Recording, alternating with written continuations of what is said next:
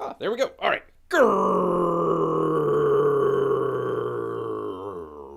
Greetings, humans. Greetings, and welcome back to another fun-filled episode. Bear here, 29-year veteran of the woods. Yes, indeed. Good to have you with us here today. We've got so much going on here today that, you know what? We're just going to jump right on into it here. We've got the, oh, that's a little loud, isn't it? Let me turn that down just a little bit. There we go. There we go. Don't want to blow out people's ears or anything like that there. You know what? We always we strive to do a professional show here. Let me just double check it. Strive to do a professional show. Test, test, test. Ah, that sounds good.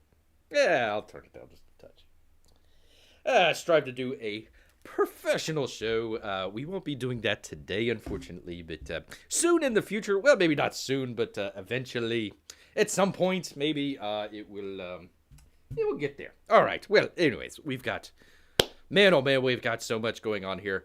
Bear's tabs are just overloaded here, so let's just go ahead, get right on into it here. The theme of the show here. Never back down. Never back down. And you know what? You never know what you're going to be getting into. So let me just do the thing with the thing here, and let me see. Oh, nope, not that. Not that. All right. And then you click on the thing. And then you go to the thing. For crying out loud. Where is it? Here we go. Good news. Finally, some good news. Yes, indeed. That's kind of the theme of the show here today, hopefully. You know what? Multi-trillion-dollar company, Apple. They finally, we were talking about this maybe a couple of weeks back when they first introduced it. Apple backs down on the CSAM features and postpones the launch. So basically what they were doing was they were trying to put a whole bunch of some funky stuff onto your phone here. And, just trying to search for some, what we'll call CP on there. And, a whole lot of people following widespread criticism, amongst many. Apple has announced that it will not be launching its child protection features as planned. It will instead take additional time, unquote, to consult. Well, if you want to consult, Bear, put it on the server side and not on the phones. That's a pretty easy thing to do unless you've got some nefarious stuff going on there in the background that doesn't have anything to do with it. Anyways, in an email sent to our good friends here at Apple Insider and other publications, Apple says that it has taken the decision to postpone its features following the reaction to its, it's the reaction to its original announcement. Not that it's a terrible feature. Quote, last month, we announced plans for features intended to help protect children from predators and use communication tools to recruit and exploit them and limit the spread of what we are calling CP, said Apple in a statement based on feedbacks from customers, advocacy groups. We'll get it out here eventually. Advocacy groups. Boy, oh boy, we are going to do a professional show here one of these days. We have decided to take additional time over the coming months to collect input and make improvements before releasing these critically important child safety features. Yes, indeed. There are no further details, either how the company may consult or, quote, collect input, quote, collect input, unquote, nor whom it will be asking. Well, if you ask Bear once again, he would say, just put it on the server side. It's all good. So anyways, finally, it just takes a little bit of time, a little bit of effort and stuff like that. But enough people kind of come out and basically, what are they, like a $2 trillion company or something like that? Apple is. So I think they had a lot of pushback there. They're about to release their new phone and everything. So probably wanted to not get all the bad press and that. Bear would still recommend not updating the new, I believe it's iOS 15. Something along those lines. Just turn off your automatic updates for right now, if you're happy with everything, and probably just kind of take a look. Watch I think it's coming next Tuesday. The Apple launch for the new phone and everything. But just Bear would recommend kind of holding off on that until they kind of figure out what they're doing with all this stuff here. You never know. You'd never know. All right. Well, let's continue on with our theme here. The theme of the day, yes, indeed. And we've got Britney Spears' father, Jamie. What kind of name is that? Britney Spears' father, Jamie, files for petition to end her conservatorship. Conservatorship. Jamie recently announced, what a terrible name, recently revealed that he'd be willing to step down as the pop star's conservator. There she is. Britney Spears' father filed a petition to end the pop star's whatever they were kind of lording over her. Jamie, what a terrible name, has been in control of Spears' finances since 2019 after the toxic singer, I don't know why they got to do that, underwent a series of involuntary holds. Spears has been locked in a court battle with Jamie over the past few years as she's worked to get control of her life back. Yes. And the move to have Spears' conservatorship completely end comes after Jamie, terrible name, revealed that he's willing to step down from. Oh, it's a her. Oh, I thought it was a him. Okay, was willing to step down. Oh, as her. Yeah, it is a guy. For crying out. These names, I tell you what. We will do a professional show here. Anyways, Jamie the dude was willing to step down as her sole conservator when the time was, quote, right and, quote, a smooth transition could occur. So there you go. Finally, oh, that's not a very good photo there. As Mr. Spears has said again and again, all he wants is what's best for his daughter and, of course, his bank account. I just added that. The document, which was obtained by the Associated Press, says that if Mrs. Spears wants to terminate the conservatorship and believes that she can handle her own life, Mr. Spears believes that she should get that chance. Yes, indeed. Judge Brenda Penny, who oversees the case, will need to approve the move, but hopefully, once again, pushing back there a little bit, Britney Spears is going to finally be out there, on the road again, shaved head, just bashing in windows with a what was that, like an umbrella or something like that? Whatever it was. Anyways, there you go. Good job, Britney. Finally, pulling back her life from her terribly named father. Yes, indeed. So there you go. You get a little bit of that good news there. So there you go. All right. This one was kind of I kind of debated on whether or not to do this next story here, but let's since we've already got it sold up there, let's go ahead and do it. The soul of Kabul. Poor Kabul.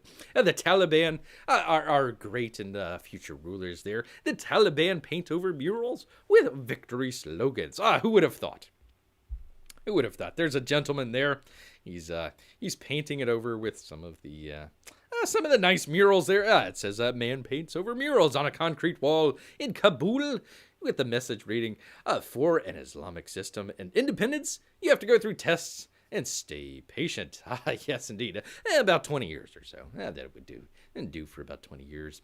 The Taliban has, or the Taliban, if you were, have started replacing murals on Kabul streets with painting of their flags and Islamic slogans as the new rulers, we welcome our new rulers, continue to reimpose their austere version on Afghanistan. That's kind of an interesting way of putting it there. An austere version of Islamic slogans. Yes, indeed. The murals, this is gonna send everybody over the edge. The murals addressed everything from the killing of Saint George Floyd, the patron saint of fentanyl in the U.S., and the drowning of Afghan refugees in Iran, to the signing of the U.S. Taliban agreement towards peace and the murders of Japanese workers. They cut it all covered there. So the poor patron saint of fentanyl there, George Floyd. Bear always says Pink Floyd for some reason. Pink Floyd there got painted over. So sorry about that. Sorry about that, Pink Floyd there. But hey, that's what happens. That would, it probably. There's probably a lot of people that were like, yeah, let me get the AK off of the I don't know. Do they have I don't know. Do they have like what would that be? Kind of like a fireplace mantle? I would assume they would, but anyways, just grab that AK off the fireplace mantle and just kind of charge into town there and get rid of the. I mean, we had a story last couple weeks back where even God was mad. I mean, he struck down a mural with lightning. So I would say if you have a Pink Floyd mural out there, it's probably going to be drawing some very, very critical interest there. Yes, indeed. Yes, indeed. All right. So, speaking of that, I didn't want to get into it kind of completely. Bear's kind of still doing a little bit of research, but actually, next Saturday is the anniversary. Anniversary. I don't know. Memorial, I don't know, whatever you would call it, of the September 11th incident there in New York City and of course DC and in Pennsylvania there as well. So Bear's actually doing a little bit of let me go back here, pardon me people, a little bit of kind of some stuff here, looking up some more stuff on that there. So actually kind of came across some interesting stuff. If you happen to be on the YouTubes there, there's an interesting channel that Bear would not necessarily recommend, but do check it out. It definitely did not age very well. Oops, that's the wrong one. Did not age very well. It's called National Security Leaders for Biden. So yeah, definitely check out that channel. Unfortunately, they've locked their comments. So but you can go over there to the discussion and kind of leave some interesting remarks about all these gentlemen posting their L's online, as it were. So that was neat. Actually, they had a website that they actually took down. So if you actually went to nationalsecurityleadersforbiden.com, you'll find it taken down. They took down all these people here, but actually kind of forgot to take down the YouTube page. So anyways, Bear's got receipts. So there you go. So anyways, we'll talk a little bit more about that next week. Bear actually did. Many times back. Hey, Jeff Potts, good to have you here. Did a while back, a couple years back, actually did a script that it kind of did okay. It got some, it was an online contest, so got placed up there pretty high and everything. If you knew what to look for, you can go check it out and everything. But actually did some stuff on a script on September 11th and everything. So he got a little bit of kind of little insight stuff there, unfortunately, for our Homeland Security there. I mean, we are going to hit all these things here today. We'll be doing the Wu Flu stuff here in just a minute here. Of course, all that. I actually got to hear Trump on the radio here about an hour or two ago. That was good to hear. He's always funny there, I tell you what. And of course, we're going to hit all three of them here. The 9/11 anniversary, memorial, I suppose, whatever. So, yeah, unfortunately, going to be hitting all three of those there.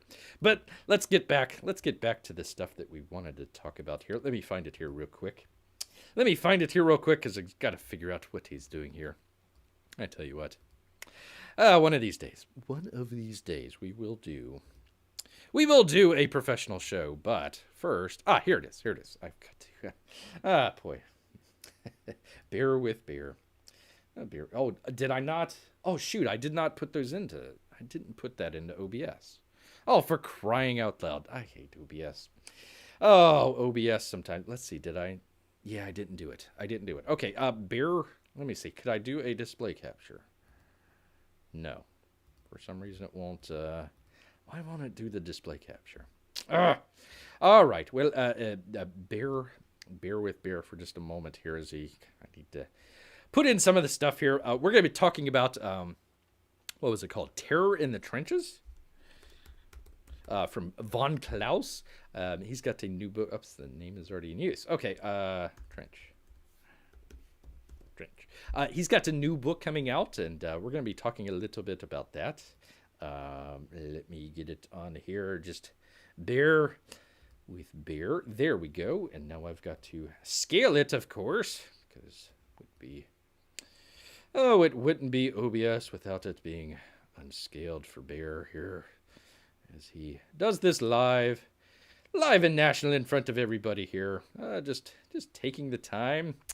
I mean, no big worries. Blah, blah, blah, blah, blah. There we go. Let me do the thing. And the thing, is it doing it? There it is. Oh, thank goodness. Okay. Anyways. I apologize about that. But we're going to have to do it for the other two ones as well here. But from Von Klaus, he's announcing the terror in the trenches. He says, hello, fiends. Thanks to all of you who helped us close out the Monster MD campaign. $106,000. Good job. There you go. Now the artist of MD and I has something new for you. We're going to Paint It Black from Rise Again Comics. We're ecstatic to announce the terror in the trenches. Excuse me. Take a drink here. Gotta wet the whistle. He says, this is the comic I've been wanting to write since I got into comics. My ode to Dark Avenger stories. Black Terror must don his dark mantle once again when vengeful super Nazis, not just the regular Nazis, you gotta have super Nazis, bomb his hood. Ooh. Sign up, he's got the mailing list, you can get the trading card and all that sort of stuff, and it looks pretty good. Looks pretty interesting there. There you go. There's the, I'm assuming that's the main bad guy. Kind of like a sort of Punisher-esque kind of character there. Kind of interesting. He's got some breakdowns on some of the other, let's see, what is her name? Lady Satan? Satin? Lady Satin. Some interesting stuff there. So, neat characters. Actually, I forget who the artist was. I'm trying to remember who the artist was for Monster MD there, but did a really good job. Bear actually liked Monster. Oh man, I think it was like 100 and something pages. It was a thick book. He could have literally broken that in two and would have been fine. And holy cow, she did not miss leg day on that one. That's a stretch and a half right there. Let's see, it's Detonita. There we go. Kind of a bombshell. Literally a bombshell. There you go. Very cool indeed. So yeah, something to look forward to there. I don't know the name of this character. Lockshot. There you go. Pretty cool. Kind of an anime kind of look to her. Yes, indeed. There you go. With the big eyes. You always got the big eyes. He's even got it for his motorcycle there. Pretty cool motorcycle. There you go. Maybe you can have one of the patches when you can ride the hog there. Yes, indeed. And I suppose, let's see. I guess this is the bad guy. Yeah, it looks like the bad guy. Sawback. Sawback is his name. Pretty cool. Holy cow! You don't want to end up like that guy. That looks like it might hurt. Anyways, he closes. Thanks for all your support, and I hope to see you on the next campaign. You're a fiend. You're a fiend in comics. That would be Von Klaus. Von Klaus there. So let me just leave it there so Bear can kind of get over to the next. Let me add it here. Bear here because I need to bring it up here. We're going to be talking about the godlike stuff. Let me get that here. See if I can get it in here. Talk about that in just a second. I guess I could just read it to you people, but we'll have it. Let's see. Shift. There we are. And then you do the thing with the thing. There we are. Okie-doke. Let's get rid of that. And then you go around the... This is kind of just the live version of what Bear kind of does before he kind of gets started on his show. And totally forgot about this. Sorry about that, people. Anyways, let me get rid of that. Anyway, yeah, I tell you what. Freaking OBS. Giving Bear just nightmares. Graveyard Shift. Talking about Graveyard Shift here. John Malin, shipping update and a godlike ending. Ooh, there you go. Hi all. I want to be sure to send out another update this week, letting you fine people and Bear know where we are. A Graveyard Shift Volume 3 campaign is currently shipping. There you go. Lots of people have already received their books, and we're getting a great response. We have about 2 weeks worth of books to ship before wrapping. If you haven't received your tracking number in 3 weeks, he wants you to shoot him an email over there. And then he goes on to say the Graveyard Shift variant campaign will be shipping right after Volume 3. Should take about half the time as half the size and complexity. Oh, there you go. So he figures about a month. So what would that be? Kind of maybe mid-late October, maybe early November or so before the variants come in. Probably late. I'm going to guess maybe late September. Well, he says some of the people have already received it, but kind of maybe late September for Graveyard Shift 3. And then he's got, let me take a drink here. Wet the whistle. There we go. And finally, well, I'll tell you what, Godlike is in its final 24 days of crowdfunding. Luckily, he was able to reopen the campaign. That was kind of he ended it after the first 30 days. That was kind of interesting, but got it back up, obviously. He's raised $196,000 and $196,000. Holy cow. As of my writing, he will not be going in demand. It's kind of a John Malin thing. He doesn't do the in demand, just kind of does the 2 month or sometimes 1 month there. So there you go. So you must grab your copies before the campaign ends. If you signed up on the mailing list, be sure to check your spam folders for the secret perks link. Save some extra money. Be sure to grab the first issue appearance of the Romulus. Ooh, there you go. The Romulus. Excuse me. So there you go. I've got to the final one. Actually, Bear actually saw that Gary Shipman is putting out the colored version of Titan, the first one, I think. The first one there. So just saw that real quickly. I don't have it right in front of me here, but do check out if you happen to be on Indiegogo there. Check out let's see, Cyberfrog CF. Why did I say F? Do check out Gary's stuff there. All right, here we go. There we are. Finally. Now I just need to size it. Get rid of Graveyard Shift. There we go. There we are. And let me bring it down here so you can see me. There we go. We will be doing a professional show one of these days. Not today. Definitely not today. But eventually we'll get there. Thank you, everybody. Thank you, everybody, for sticking with Bear through all this craziness. All right. Okay, so this is from Ethan Van Skyver. Uncle E says, I need a favor from you. Uh-oh. Oh, boy, I hope it's not to move or anything like that, Bear. One too many times moving the couch and says, not again. Anyways, he says, needs a big favor from everyone. Hello, my wonderful Cyberfrog 2 Wrecked Planet backers. We'll get this eventually. I hope you are all well. Everyone is doing fine at All Caps Comics, having just completed the fulfillment of Cyberfrog warts and all. I hope you ordered and received that beautiful hardcover collection of the 90s Cyberfrog stories. Well, actually, Bear got the coloring book. It was pretty good. Really like that. I'm updating to ask you for a big favor, and I certainly understand what I'm asking. It isn't easy, but here it goes. Oh boy, I hope it doesn't involve moving. Oh, please be patient. Oh, thank goodness. Oh man, I thought we were gonna help you moving again or something. I don't know.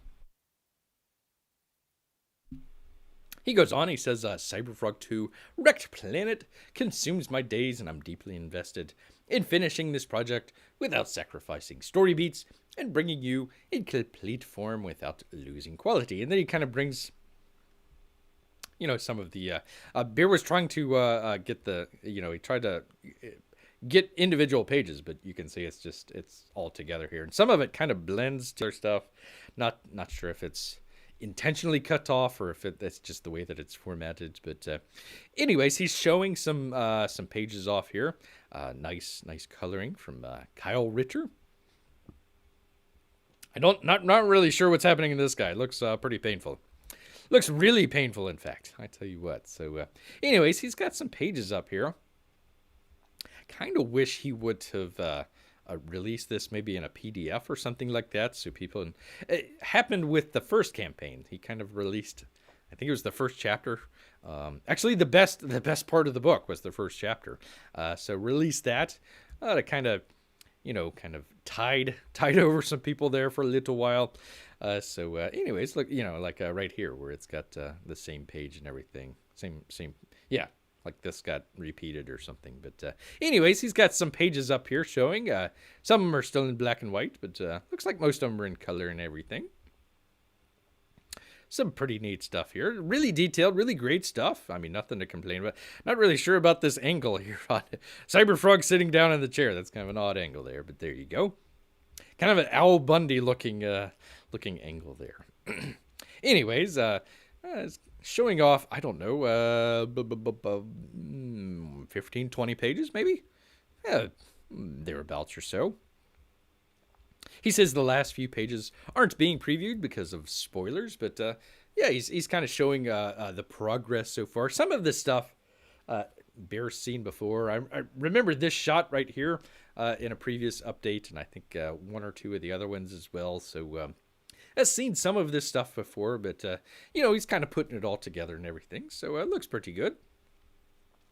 Ethan goes on, he says, I'm immersed in this world. I wake up in the morning and listen to the soundtrack I've created to remind myself of who these characters are and what they're meant to represent. It's important that this book be worth the wait and worth reading and rereading. Bear should reread the the whole thing here and get it right here. It's worth reading and rereading over and over again. There you go. So I ask you to place trust in me, and let's get this right. The pressure I felt on Blood Honey, that would be the first book, caused me to end the story abruptly, just to bring something to satisfy the doubters. Anyways. This time I want to satisfy myself and my readers, and that's you. Oh, that's me. Oh, right. Let me do it. Believe in me. There are more scenes that I need to add and things I need to complete. I will update you more frequently, but understand I want to have this in your hands. It's my life. Love, Ethan Van Skyer. Ah, there you go. He actually had the love at the very end. I feel better. Feel better about that. All right, so Cyberfrog 2 was supposed to come out back in March. Now, one of the things Bear doesn't try to get onto some of the artists when they were working through the whole 2020 campaign there. All the stuff going on with printing problems, shipping problems, all this sorts of stuff. A lot of that stuff, the artist couldn't quite control. So some of those books that maybe started late 2019, maybe early 2020 before, basically the world ended and everything, give a little bit of pass on that just because of all the craziness that everybody had to go through. A little bit of an understanding there.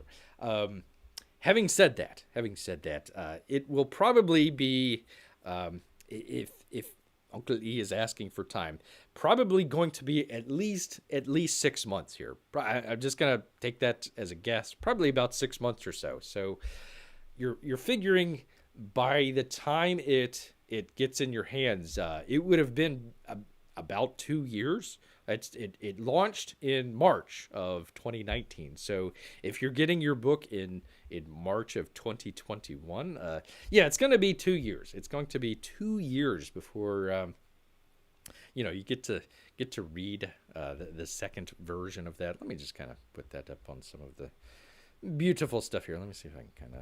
Nope, that's as far as I can zoom in. Anyways,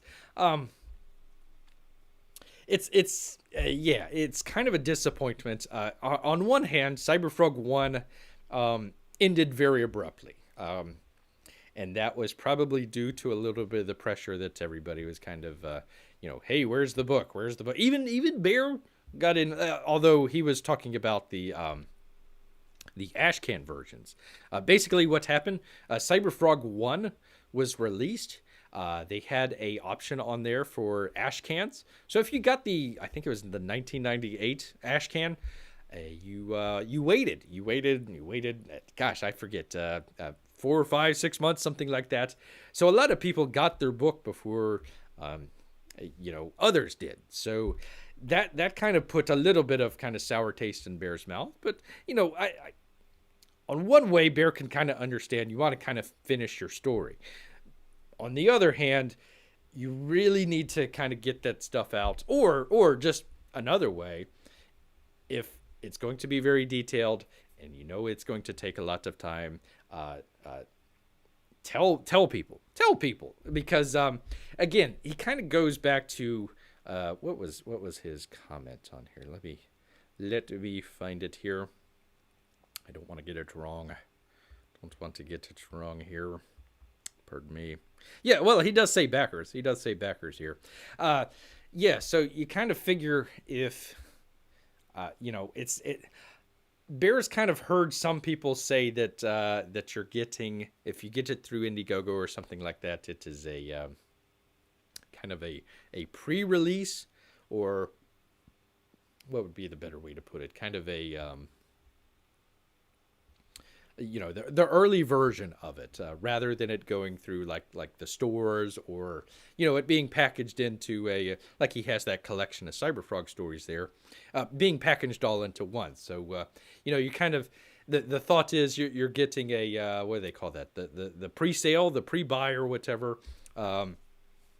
I like how he says backers on here, because that's kind of how it is. Another way to kind of put it is kind of producers as well. You can kind of put it that way as well. So, kind of previously, before all the crowdfunding campaign stuff started, you might, whatever comic, let's just say, I don't know, Marvel. Let's just say Marvel for a second.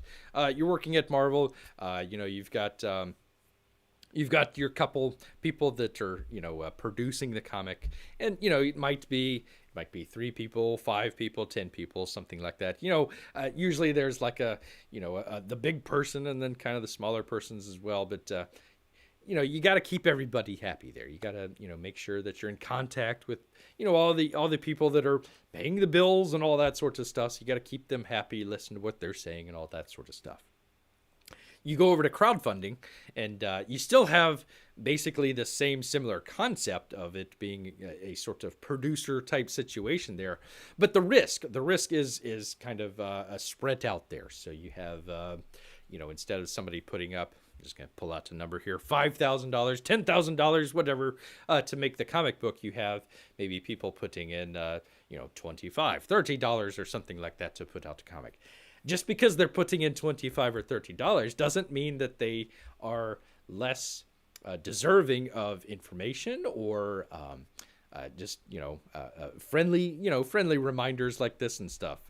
So you really need, just because you have it crowdfunded doesn't mean that you kind of forego or forget the entire artist producer relationship there. So it's just that many more people that you have to deal with. So yeah, honestly, number one, honesty is the best policy first off. So Bear would have liked to have seen one of two things on the campaign here when it first started.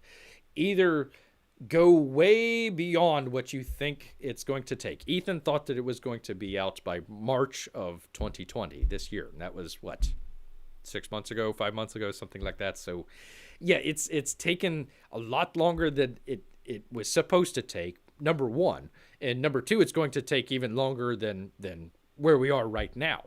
So Bear would have liked, hey, if you came out and said March of 2019, yeah, this is my best book ever, it's going to be more detailed, blah, blah, blah, blah, blah. It's going to be, late 2020, early 2021, and you're going to get your books. You're going to take the hit on people, not getting in it right away, because, you've got to wait, a year and a half, almost 2 years to get it. So that kind of changes people's calculus just a little bit there of whether or not they're going to be able to get it, like on the first day or something like that. So, there was the cover that they had for the first day of the campaign and everything. And yeah, I mean, a lot of the people, including Bear here, that got it for the first day of the campaign, going to be waiting quite a while there. So let me just get back to some of the artwork there. Going to be waiting quite a while for it. So Yeah, it's kind of disappointing, especially for a lot of the people that backed the what was it called, the honeycomb box, the box that it was coming in. I believe that was about 200. You factor in shipping, about 225, 230, or something like that. Maybe 250. Don't know. Didn't get the box. Don't know.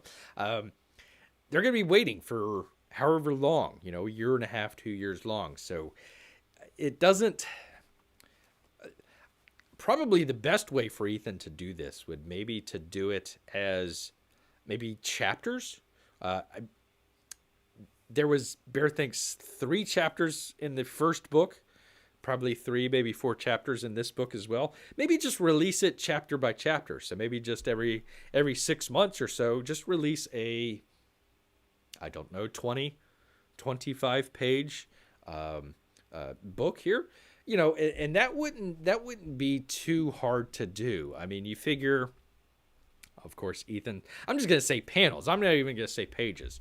You figure he takes maybe, let's just say, I don't know.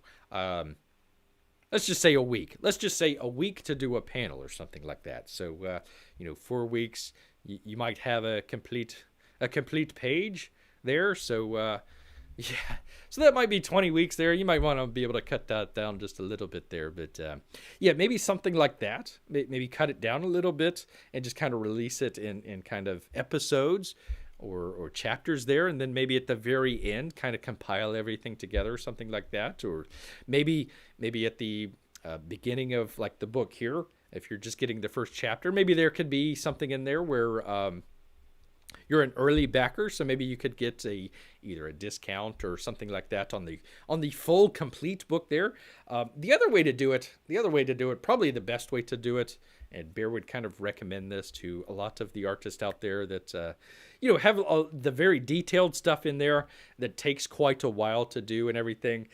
Instead of making the backers wait, instead of making the backers put up their money and then having to wait for a year and a half or something like that, 2 years, probably put in maybe, I don't know, 30%, hopefully something like 50% complete. So if you have Blood Honey here, get it about halfway done. So we might have just delayed it until this year to actually launch the campaign. Would have had probably a good third, a good half. I don't know how many pages this represents out of the book, so it's kind of hard for Bear to tell here, but maybe have some of that ready to go. Of course, you can kind of do little drops of artwork over the campaign because you've already got the artwork there, and just kind of release it over time and stuff like that. I think that would have been a lot better to do it. Of course, you got to. If you are the artist out there, you're going to be the one in the hurt there because you're going to be without the money. You're going to be drawing and do all this stuff, but not have the money in pocket to kind of continue that sort of stuff. So that might be kind of a business decision going along there. But I think it would leave a lot better taste in some of the backers if it's done one or the other way, either doing it kind of as a episode or chapter release, or maybe just kind of delaying it for a while. Some of these campaigns, I forget, God, what did Cyberfrog do on its first campaign? I think it was,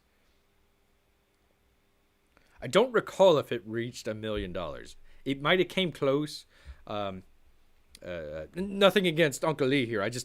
Bear can't remember. Cyberfrog 2 did go over $1 million. Bear's point. Maybe put a little bit of that money aside as kind of a rainy day fund. So when if you want to do the 50% and then launch the campaign, you would have the money there in hand to do the campaign. You can do it as a stretch goal on the first campaign or something like that. Bear's actually seen that. We're putting aside some of this money for the next campaign to get it kind of started a little bit quicker. Paying the artist up front a little bit so he can get started on the next book. That would probably be either or would be the best way to go. Leaving some of the backers kind of number one in the dark, and number two, I guess you can call it holding the bag for a while. I think a number of people who were disappointed in the first campaign. Not that it was a bad campaign or anything like that, just that it kind of lasted or went on too long. They didn't get their books for forever, and then it just kind of ended. And then you're picking up this book. Hey, let me give Cyberfrog 2 a shot. He said that he would, figure out all the stuff in the first campaign, what went wrong, what went right, and try to fix stuff. They're picking up this book, and now they're going to have to wait another, I don't know, 6 months or something like that to get their book. Will those same people that have been around since 2018, 2019, will some of those same people still be there in 2022, 2023, whenever Cyberfrog 3 launches there? So that's kind of a big thing that people need to circle there. Not that this is going to be a bad book. I'm glad that Uncle E is actually going to complete the story and get it in kind of as, I don't know what you'd call that, kind of a complete book, I suppose. That would be nice.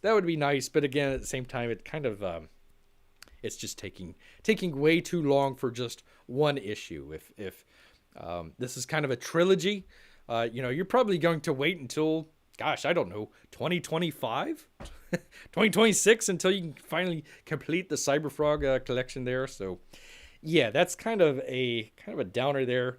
Some of these bigger campaigns, they might be better off. Kind of Uncle E's doing a little bit of this is some of the publishing aspects. So we just did Starblades not too long. That was published by All Caps Comics here. So maybe do some of the I don't want to say smaller, but lesser known campaigns out there and just promote that sort of stuff. Probably a number of people are also going to say, hey, need to cut back a little bit of the YouTube time as well. The 3, 4, 5 hour long YouTube streams, that sorts of stuff. It might be a little bit better just to use a little bit more of that time drawing and some of that stuff. Bear can kind of see that, but at the same time, if Uncle E is working on this all day long and then, okay, I'm done. I'm, tired of drawing and all that stuff. Let me go hang out with my friends and that sort of stuff for a couple hours. Bear doesn't have any problem with that. That's fine. That's totally cool and everything. But, trying to get the 4 or 5 hour live streams every other couple days and do the work at the same time. Bear can kind of see where some of the people might be criticizing that as well. So, Anyways, we were talking about Cyberfrog here. Look forward to it. The colors look great. Kyle Ritter doing a great job. Details looking good. Hopefully, Eric Letters too much. Eric Weathers.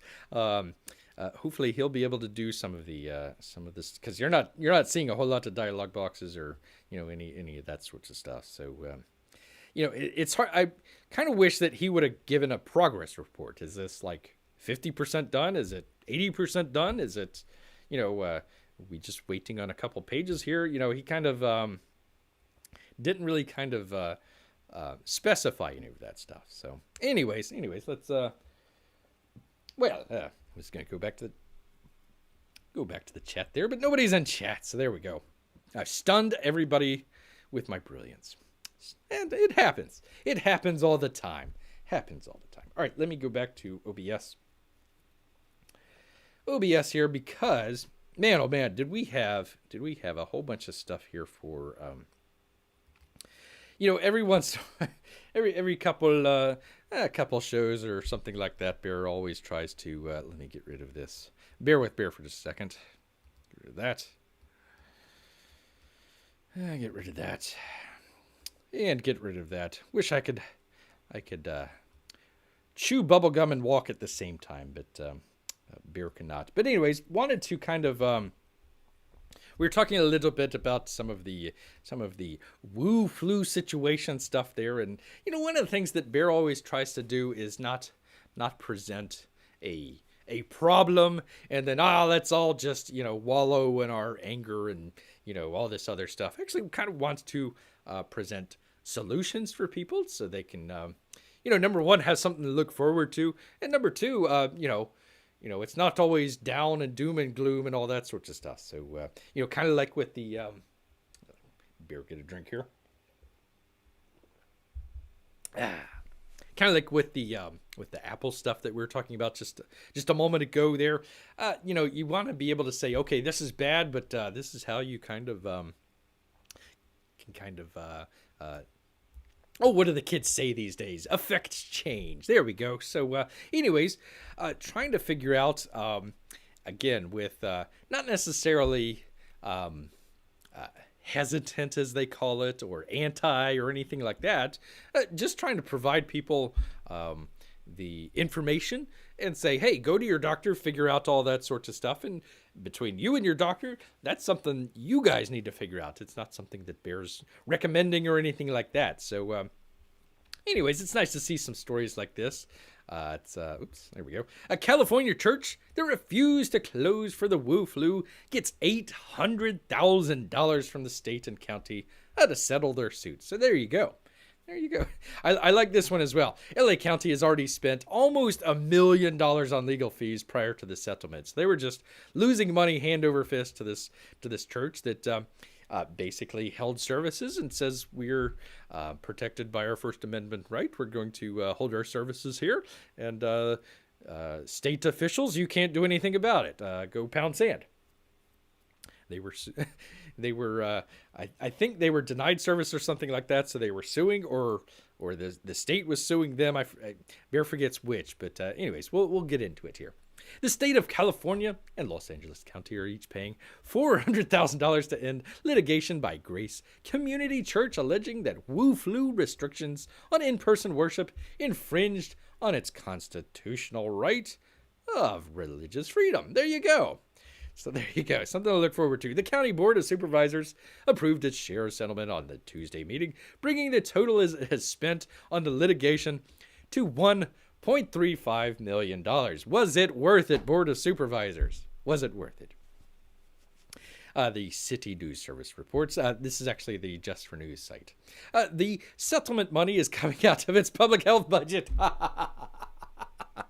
Oh, was it worth it?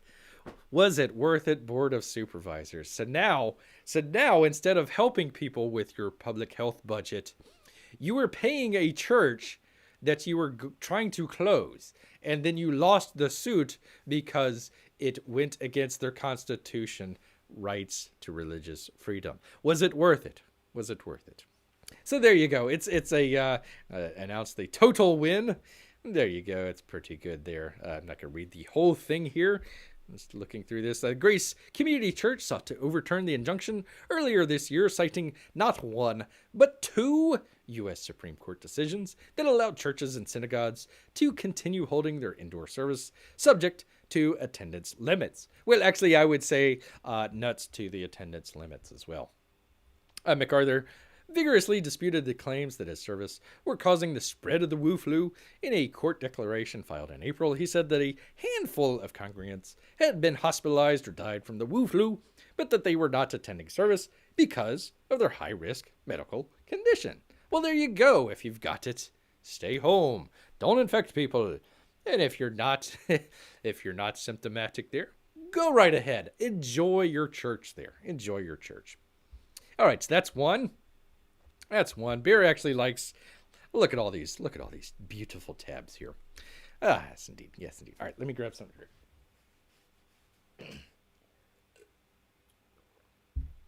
There we go. All right, moving on. Number 2. This is a place called Liberty Counsel. So if you actually have any issues, maybe with your own work or anything like that, definitely check them out. Liberty Counsel. There you go. Pardon me. It says healthcare workers stand their ground. Liberty Counsel has received thousands upon thousands of requests from healthcare workers requesting help with their religious exemption requests, who have been told if they don't receive the Wu flu shot, that would be the Wu flu vaccination shot, I would assume. Not the other way around, I hope. I think that was a little bit of a wording issue there. They will be taken off the rotation work schedule, or be fired. So again, if you've heard some of the stuff where it's like, oh my gosh, we don't have enough ICU beds and all this other stuff. Well, because they're firing workers that are not taking their vaccination shot, one would hope. Sometimes healthcare workers are not even given a notice of a shot requirement. Instead, the employer just questions them if they are vaccinated, and if they're not, they are immediately fired. I don't mean to laugh, but there you go. There's an intense level of stress that each of these people is facing right now. One of those requests was a husband who called and broke down in tears. He says, my wife will be fired on Monday. Oh, goodness. She's part of more than 50 medical workers in a nursing home who declined the jab. I don't know ever where they came up with the jab from. That's kind of an interesting way to describe it there. Hello, P Money. Good to see you here. Good to see you here. Actually, no, it's not. No, it's not. You know what, P Money? P Money last time was asking about the hurricane that came through Louisiana and then kind of all up north and all that sort of stuff. And Bear's fine, no issues or whatever. Well, guess what? We've actually got a tropical something or another heading this way. So thanks a lot, P Money. Can you force somebody to quit? Well, we will find it. Oh, actually, no. Our good friends here at Title 8 of the Civil Rights Act. So we'll get into that in just a second. So they are being forced to sign that they, here we go, voluntarily quit. So they can't get unemployment benefits. All healthcare workers, at least in the U.S., I don't know about Canada, are protected by Title 8 of the Civil Rights Act, which does provide for religious exemptions and accommodations and mandates that employers provide them. Furthermore, the Wu flu shots cannot be mandatory under Title 8. And also, where did Bear put that? The other one that Bear was talking about, U.S. Code 21 something, where I wrote it down here somewhere. Where did Bear write it down? Anyways, there's another one as well. In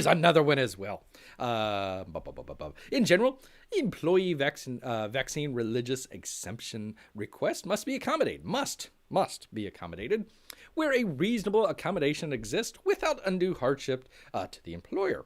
Under Title 8 of the Civil Rights Act of 1964, many people hold sincere religious beliefs against taking any vaccines, or those derived from aborted fetal cell lines, or those sold by companies that profit from the sale of vaccines and other products derived from abortions. So there you go. That's number two. Oh, I jinxed your weather. That's what Canadians do. Dang it. It's like, I forget the name of it. Marcy or Mary or I don't know, something like that. It's gonna, luckily we are kind of in between stuff. It's supposed to come home or come ashore, I should say, probably later this evening sometime. So hopefully we'll survive. I've been suffering in our 75-degree sunny day, clear sky weather. Well, P Money, you just come back in a couple months, and we'll see who's enjoying the weather at that point. We'll see. All right. Number 3. New York City Teachers Union to take legal action against call for layoffs of unvaccinated staff. There we go. The United Federations of Teachers. I tell you what, I mean, you get your victories where you can. Is resisting full compliance with New York City's vaccine mandate for public school teachers and staffers. Michael Mulgrew, president of UFT, said City Hall had asserted that unvaccinated staffers will be taken off the payroll without exception, including those with religious and medical exemptions. Well, that's interesting. The city, however, announced during our negotiations that it intends to refuse to honor medical and religious exemptions for Department of Education staff from the Wu flu vaccine. He said in a statement directed to UFT members. The union is going to try, come on, you can do better than that, union, try to arbitrate.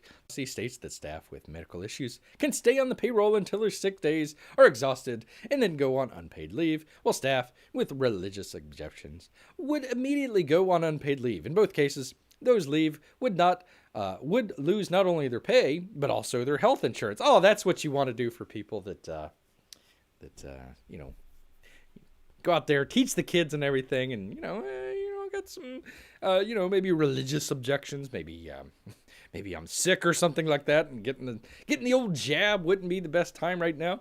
You're going to be out on your butt without any health insurance. Which, once again, go back to our good friends here at Liberty Council, and like our good friends over here at what was that called, the Grace Church?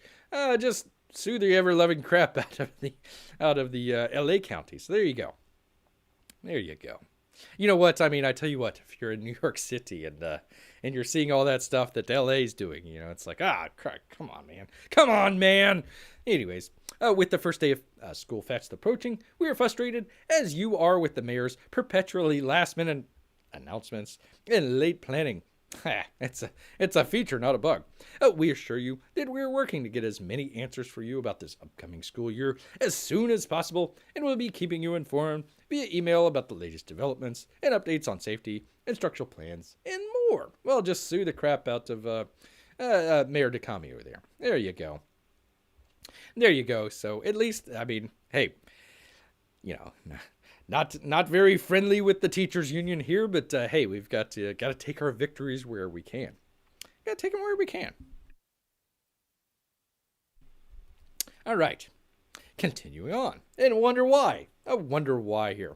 In a major blow to vaccine efforts, senior FDA leaders are stepping down. We had something the other week talking about the FDA, quote unquote, approving the, I believe it was the Pfizer vaccine, and some, shall we say, shenanigans that were going on with any of that. Do they still have to pay taxes? Peabody asked. Well, that's that's kind of an interesting thing there is, if you're being denied services and everything, why do you still have to? Believe me, you still have to pay taxes. Believe me, they still want that. Two of the FDA's most senior vaccine leaders are exiting from their positions, raising fresh questions about the Biden's junta and the way that it's sidelined the FDA.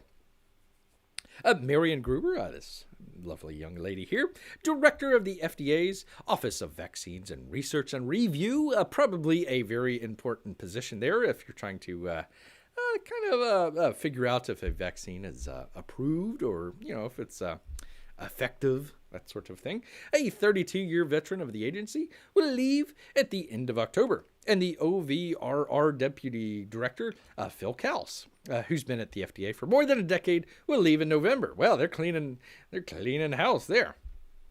The news, first reported by BioCentury, is a massive blow to confidence in the agency's ability to regulate vaccines. The bombshell announcement comes at a particular crucial moment as boosters, get to that in just a second, boosters and children's shots, we'll get to that in just a second, are being weighed by the regulator. The departure also comes as the administration has recently jumped ahead of the FDA's reviews of booster shots, announcing that they might be available by the week of September 20th.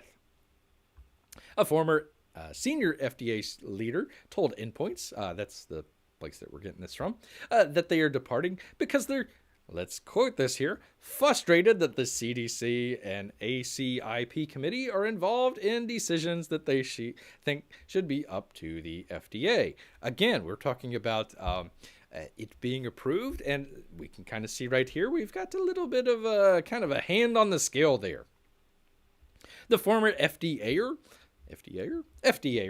also said that he's heard that they're upset with the CBER director, Peter Marks, for not insisting that those decisions should be kept inside the FDA, when what finally did it in for them was the White House getting ahead of the FDA on booster shots. So there you go. So I believe tomorrow we're going to get a lovely lecture on how everybody is now going to be required now to get a what do they call that? The jab, the vax, and then also talking about booster shots as well. FDA's former acting chief scientist, Lucina Boro, added on Twitter that the FDA is losing two giants who helped us bring us many safe and effective vaccines over the decades of public service. So let's see. They're quitting, and they've been responsible for a whole bunch of safe and effective vaccines, and they're quitting because the White House got ahead of them on the booster shots to get it approved. So that would mean... that might mean that it might not be safe nor effective. Possibly. We don't have the data on that. It'd be nice to know. But again, they've quote-unquote approved of it, even though it's still in the experimental phase. P-Money asks, when the booster shot comes out, can we let go? Can we be let go if we only had 2 shots? I think... We talk about getting, either the cards or, I don't know, maybe some sort of mark or something, get a tattoo or something like that, hey, I'm vaccinated, blah, blah, blah, blah. Well, now you're going to have to do it with, when you got your vaccine. So, were you up to date? Are you up to date on your vax? You're not up to, so, okay, now, instead of just having 2 separate societies, right? So we have, the unvaccinated, the dirty, the unclean, as it were, over there. And then you've got your vaccinated people, so now you've got 3. So now you've got your unvaccinated, your people who have previously been vaccinated but might not be up to date on their booster shot. And then you've got your people that are completely up to date on everything. So now you've got 3 different societies there. There you go. So, anyways. But that's a good question. That's a good question on why they want to do the why would they do a booster shot, especially when they haven't done a whole lot of analysis on it and everything. This might help out. Pfizer, the people who are making the shot, raises 2021 Wu flu vaccine sales forecast to $33.5 billion. Pfizer on Wednesday raised its forecast for sales of the Wu flu vaccine that it developed to $33.5 billion as countries scramble to secure supplies of the shot. The company said that it raised sales forecast of the vaccine is based on signed deals for 2.1 billion doses. Holy cow. This year, and that could increase if it signs additional contracts. Pfizer and BioNTech expect to produce 3 billion doses of the vaccine this year. Holy cow. Holy cow. I saw it here. Oh, here we go. Pfizer has said that it believes a 3rd booster, quote unquote, dose of the vaccine will be needed in the future, which could help it bring in more sales. Oh, wow. Oh, wow. The company said on Wednesday it could file for an emergency. That's already happened. This must be, June 28th. Yes, that's already happened. That has already happened. Pfizer's previously forecast in May of 26 billion was based on deals signed for the 1.6 billion doses. Well, they've just increased it. Wall Street was broadly in line with that forecast at $28.51 billion freaking dollars. That is a whole lot of money. A whole lot of money. P-Money. Their thoughts. We have so much vaccine left over. What do we do with it so we don't throw out millions of dollars? I know, a 3rd shot. Well, actually, they've already done that. They've already done that because in the past, not sure about all of them. So don't quote bear on all of these. But there was one, I want to say it was the Pfizer. It could have been the other one. They had them. I want to say it was like there was either a 6-week or 2-month window there, and then they extended it to 3 months, and then they extended it to 4 months, and then they extended it to 6 months, and now they've extended it to, I think, a year or more. So the stuff that was previously marked as out of date, I guess you could say, is now, hey, you know what? Hey, you know what? That spoiled milk, go ahead and drink it. It's fine. It's fine. So no, they've already done that. They've already done that. So yeah, I'm not saying it's a causality here of the booster shot and $33.5 billion, but it probably doesn't hurt. Probably doesn't hurt. All right, so let's kind of shift just a little bit. Everybody's kind of worried about the vax and everything. But what about the other kind of side of everything? Everybody's talking about well, even if you've gotten the vaccine, well, you still got to socially distance and you still got to wear your masks, right? And also, well, what about the kids? The kids aren't even under the believe, don't quote Bear on this, but even under the emergency use, don't think that the kids under a certain age, I think it was 16, it might have been 18. There was two different ones. Pfizer might have been 16 and Johnson & Johnson might have been 18 or vice versa. Forget which, but anyways, they haven't even approved that for the emergency use, much less any of that other stuff. Actually, by the way, got a, let's Bear find it here. Let's Bear find it here because, well, actually, I can get to that story in just a minute. Let me get to the story, and then we will, as they say, circle back to it. So we were talking about masks here. So let's find out. Are masks useful? All right. Where do we go? Where do we go to find out? Let's get the study. So here we are. U.S. National Laboratory of Medicine, National Institutes of Health. There you go. So what did they say?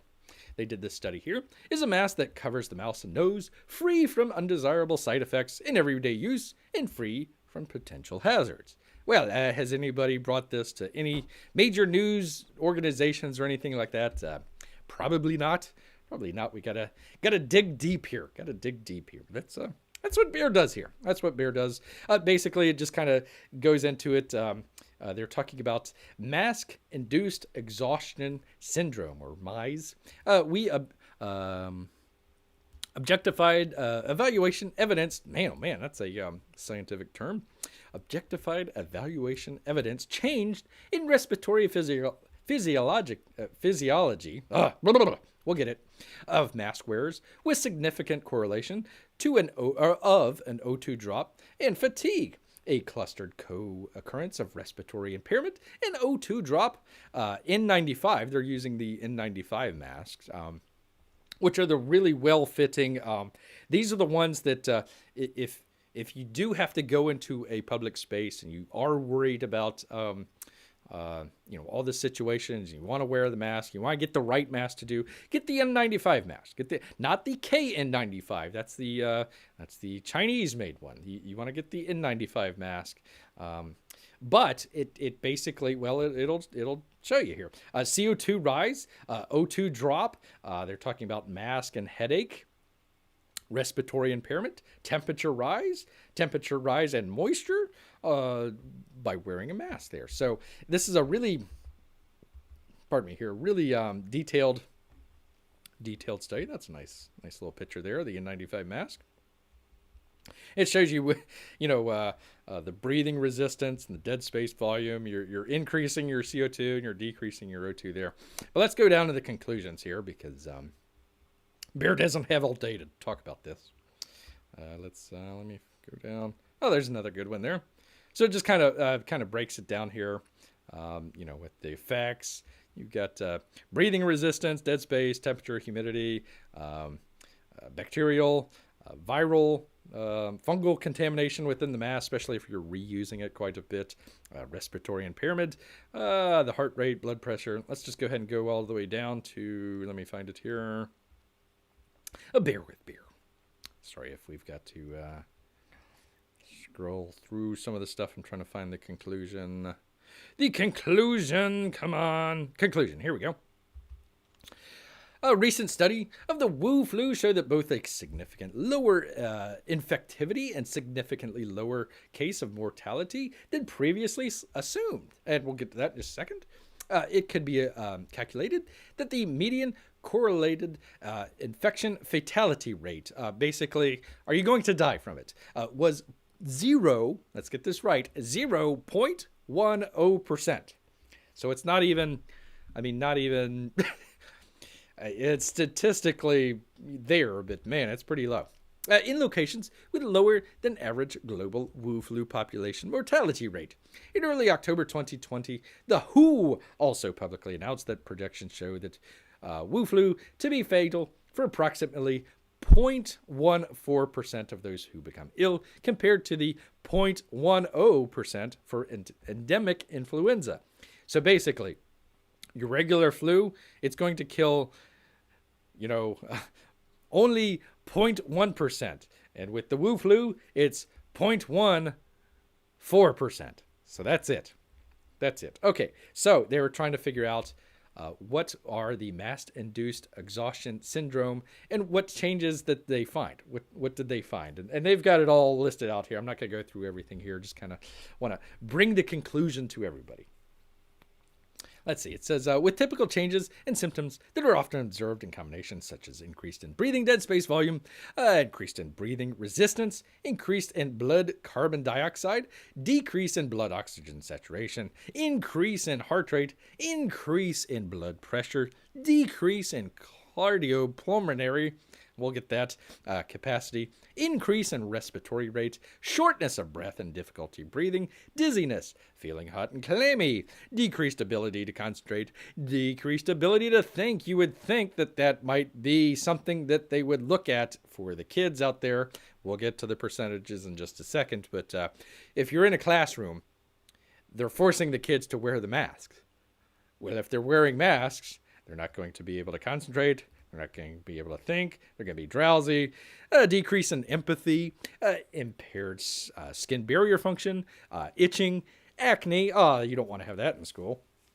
Skin lesions, irritations, overall perceived fatigue and exhaustion. Oh man, I tell you what, it just kept going on and on. So there you go. Wearing masks does not consistently cause clinical deviations from the norms of physiological parameters, but according to the scientific literature, a long-term pathological consequence with clinical relevance is to be expected, owing to a longer lasting effect with subliminal impact and significant shift in that direction.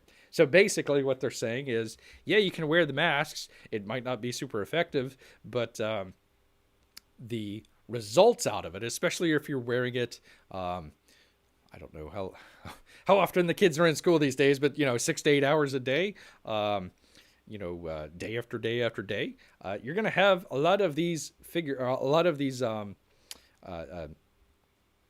symptoms and itching and acne and all that sort of stuff, the decrease in blood oxygen, all this stuff that you get from the mask wearing, all that stuff's going to increase. All that stuff's going to increase there. So, there isn't that many scientific literature, scientific study based on the masks and how effective they are. Whether or not that's a feature or a bug, you can never tell. But there you go. For your friends out there is a mask that covers the mouth and nose, free from undesirable side effects in everyday use and free of potential hazards. Let your friends know that you got that from the National Institutes of Health. Hashtag follow the science. Let's see. Does Timmy properly social distance for Bear? Well, he should. He should. Although Bear, distances Timmy because, he does have a rifle and Bear doesn't. If it's called the Wu flu, we'll get to that in just a second. Then it's just a hot girl with COVID from Wuhan. Is it called the Woohoo flu? But a bump. P Money will be here all week. Make sure you tip your waitress and try the veal. Definitely try the veal. All right, let's see. Did I not have? Let me just double check. No, let me. So they had a whole deal this past week with Joe Rogan. I don't know if that many people know about Joe Rogan. He's kind of a podcaster out there. He kind of does some show. He was very funny on news radio many years back. Also with the not WWE. What am I trying to say? The fighting league. Oh, I forget. The one where they kick each other in the head and all that sort of stuff. WMA. There we go. Kind of does some stuff like that. Anyways, he got out a whole bunch of hot water for doing the I always try to be able to pronounce this right. Invermectin. Invermectin. Something like that. Anyways, kind of a drug that's been out there for a while. He talked to his doctor. The doctor says, "Hey, that might be a good way to go treat and everything." Had the Wu flu and then treated early and then made a full and healthy, apparently, recovery there. So there you go. A lot of people are saying, how dare you? How dare you, Joe Rogan, go out there and treat yourself with unprescribed or off the what did they call that? Off the label here. So they were talking about he was getting this stuff and it wasn't listed by the FDA or anything like that. So let's see. When you're prescribed a drug for its approved use, you can be sure that they had a let's see. Has your healthcare provider ever talked to you about using an FDA-approved drug for unapproved use, sometimes called off the label, to treat your disease or medical conditions? It's important to know that before a drug can be approved, a company must submit the clinical data. We talked about that all last week and everything for the FDA to review. The company must show that the drug is safe and effective. Safe does not mean that the drug has no side effects. Instead, it means the FDA has determined the benefits of using the drug for a particular use outweigh the potential risks. Okay, so he had taken the Invermectin, or however you pronounce it, and everybody was kind of up in arms about that. Well, this is actually the CDC. This is from the CDC website. CDC recommendations for overseas presenters. Now, the reason why they're using it off-label is because it's for, in this case, they're talking about parasite treatment. But apparently it's able to have other uses as well that might actually help people out with the early stages of the Wu flu. So everybody's saying, oh, well, it's terrible. You can't use that or anything like that. Well, in Africa, you can use it. They have this is a different type of parasite here, so they're not recommending using it against that particular parasite here. But in Asia, the Middle East, Latin America, basically everywhere else except for the United States, the CDC recommends using Invermectin, however you pronounce it, to treat, in this case, parasite treatment, or if it's used off-label, apparently for use, it's part of the Wu flu there. Let's see. I'm trying to find it here. Trying to find it. Oh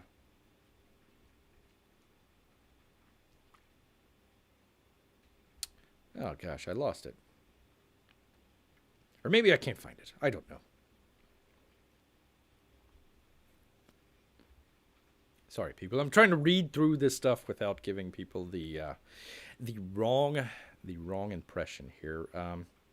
Yeah, here we go. Unapproved use of an approved drug is often called off-label use. The term can mean that the drug is used for a disease or medical condition that is not approved to treat, such as when a chemotherapy is approved to treat for one type of cancer, but the healthcare provider uses it to treat a different type of cancer. It's given in a different way, such as when a drug is approved as a capsule, but is given instead in an oral solution, or it's given in a different dose, such as when a drug is approved at a dose of 1 tablet every day, but a patient is told by their healthcare provider to take 2 tablets every day. If you and your healthcare provider decide to use an approved drug for an unapproved use to treat your disease or medical condition, remember that the FDA has not determined that the drug is safe and effective for the unapproved use, but it's up to you and your doctor. They've already talked about where it's been approved and everything. So, yeah, anyways, there you are. There you are. Joe Rogan, he was fine. He didn't need to go through all that stuff. I think I saw something about him suing CNN. So there you go. Gosh, there was. Let's see. Well, I must have skipped over that. Anyways, there was a gentleman out there that did what's called IFR rates. Let me see if I can bring that up here. we were talking about that earlier. Just the basically the amount of people that died. I was trying to find the web page for it. I must have. It's not that one. It's not that one. Not that one. Yeah, I must have not. Dang it. Anyways, they basically synthesized a lot of the conclusions that the gentleman came up with, and kind of broke it down just a little bit easier way to digest it rather than trying to go through a lot of the scientific literature here.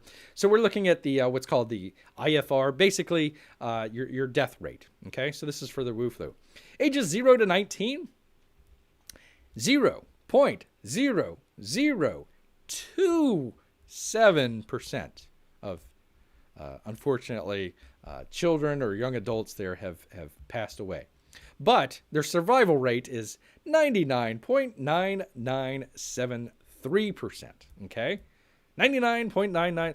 You know what? If you went out and you got a lotto ticket today and he says it is 99.9973% guaranteed to give you a winning lotto ticket, wouldn't you buy that lotto ticket? Would you buy that lotto ticket? Bear would. All right, so let's just go all the way down to the very most. Gosh, I wish I could find that. I must have put that somewhere else. Sorry about that, people. Anyways, they tested people up to age 69. I think they actually included some people at 70, but it was kind of hit or miss there. So the people that are most affected, the most affected people out there, the people that die the most from it, the elderly here, 0.59%. Or in other words, if you're elderly out there, you have a 99.4% chance for 0.41% chance of survival. So even if you catch it and all this other stuff, you probably 99. I would still buy that lotto ticket, even if it's not 99.9%. It's fine. It's fine. So basically, just about everybody is going to be A-okay. A-okay. Plus, we've got the vaccines out there and all that stuff. So that's going to help out a little bit. So, anyways, I wish I could have found that. Article. Anyways, they just kind of compiled all that evidence there. All right. Joe Rogan will always be the fear factor guy. There you go. I totally probably blanked out Bear's mind about Fear Factor. That was kind of a there's the one where they put like the spiders and then they would put their head in the spider thing or what. Yeah, that was kind of a odd show there. P-Money also says, my daughter says, hi Bear. Hope you didn't eat anybody today. No, Bear did not eat anybody. Not today. Not today. Not today. Thank you, P-Money. Thank you. That's always nice that P-Money can enjoy a family show here with Bear. That's always nice. Finally, we got we're kind of coming down to the very end here. I don't want to talk too much about it, but basically when they found out, and actually Bear's got to come up with a little mea culpa here, as far as being correct and everything. This is a good article. Details emerge about the Wu flu research at the Chinese lab in the Wuhan province there. So check that out at The Intercept there if you want to get a little bit more detailed into it there. But basically what happened was we were trying to look into all of these deadly the SARS, the MERS, that sort of deal, a lot of the coronaviruses. And what they were doing was they were trying to what they call gain of function. So you have kind of a, your MERS or your SARS or something like that that's out there, or even just kind of the regular cold. Well, let's make it more deadly. Let's make it more infectious. Let's make it easily spreadable. They're creating a virus just to study it. They want to study it, see, okay, what treatments would work with this particular thing if the virus ever happened to evolve into something that was more deadly or more contagious or, spread easily, something like that. So what we were doing was we were funding research into that, but it was illegal to do that here in the United States. So what they did was they went over to China. They went over to China to do the research over there. Unfortunately, they don't have the same processes and procedures that we do here. So one of the theories out there is that it escaped from this lab. They were working on this virus that it escaped from the lab. We have some evidence out there that a lot of people in the province there that was working at some of these facilities actually got sick, and they were going to the hospital about a month or two before the major outbreak that happened in Wuhan there. So anyways, they says one of the grants was titled Understanding the Risk of Bad Coronavirus Emergence, outlines an ambitious effort led, and this is important here, the Eco Health Alliance. There we go. That's going to be something that might live in infamy there. And their president there, Peter Daszak, go check that out. And has screened thousands of bat samples for the novel coronavirus, basically the general flu virus, if you will. The research also involved screening people who work with live animals. The document contains several critical details about the research in Wuhan, including the fact that key experimental work with humanized mice, what the heck, was conducted at a biosafety lab, level 3 and this is where Bear has to do a little mea culpa here. They evidently found out that it was being conducted at the Wuhan University Center for Animal Experiment and not at the Wuhan Institute of Virology.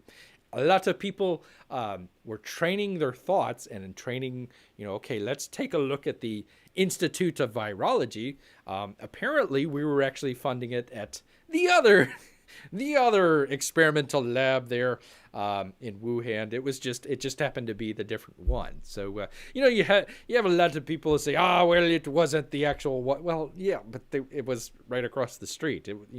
Just because it was at a different lab doesn't mean that the theory that it escaped out there didn't happen or anything like that. So the documents raise additional questions about the theory that the pandemic may have begun as a lab accident, an idea that guy has aggressively dismissed. Well, I aggressively dismiss him. The bat coronavirus grant provided by Eco Health Alliance, which basically what happened was our good friends over at the CDC, the Dr. Fauci, basically went around procedures there. I think that is the way to describe it. President Obama actually put it in place that you couldn't do this sort of stuff. So they basically went around that. Instead of doing it directly there at the NIH, they basically funded the Eco Health Alliance there. And the Eco Health Alliance went over to China with a total of $3.1 million, including over $500,000 that went to the Wuhan Institute of Virology, used in part to identify and alter the bat coronaviruses likely to infect humans.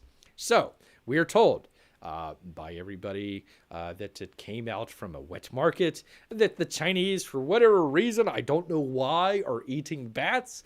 And the bats that they ate, it jumped basically from the animal to the human there, and that's how we've got the Wu flu. It came from the wet market there. It'd be nice if we could actually go to the wet market and kind of do a forensic analysis, see who patient 0 was, but unfortunately the Chinese bulldozed over the wet market and insulted the earth, so I can't do that.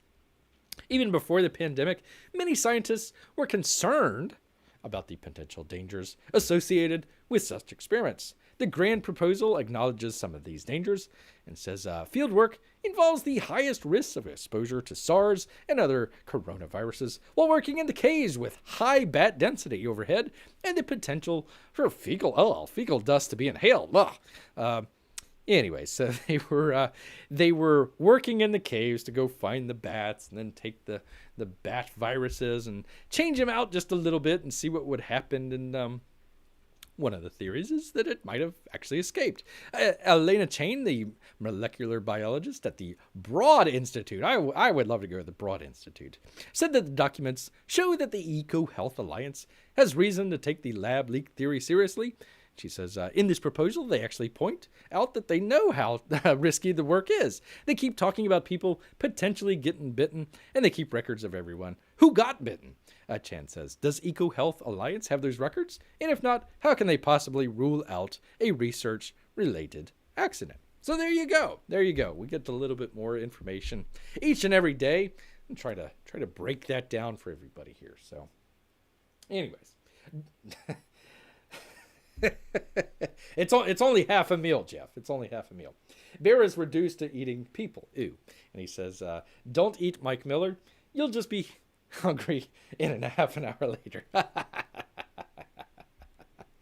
It's true. It's true. Yeah, Mike is about 50% hair. Yeah, I don't want to do. Again, Bear kind of goes back to, everybody, you humans, you get a little full of yourselves. You get a little full of yourselves. You think, of course, everybody wants to eat human.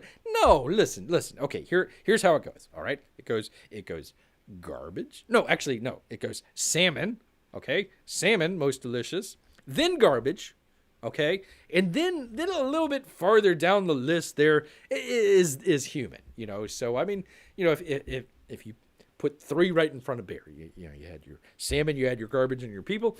Bear would go for the salmon every time. Everybody thinks that humans taste great. No, you people do not taste really all that good. Kind of like a fatty pork. But Bear's not very much of a pork eater. It's just it does numbers on his gut and everything. So there you go. All right. I think that's a good place to put it. Mike is 50% hair. Yes, indeed. Actually, I had one more thing here. It came from a place called Fire Eye. They were talking about the pro People's Republic of China influence on the campaign. Expands to dozens of social media platforms, websites, and forums, at least 7 languages, and this is the fun part, attempted to physically mobilize protesters in the U.S. So basically, they were going around. Let's see if I can find it here. So they were putting out a whole bunch of different posts and stuff like that. And you remember a couple, maybe months back or something like that, they were trying to ramp up the stuff about there's all this anti-Asian stuff, and people were, it's because of the China, they're calling it the China virus, so they're going after Asian people and blah, blah, blah, blah.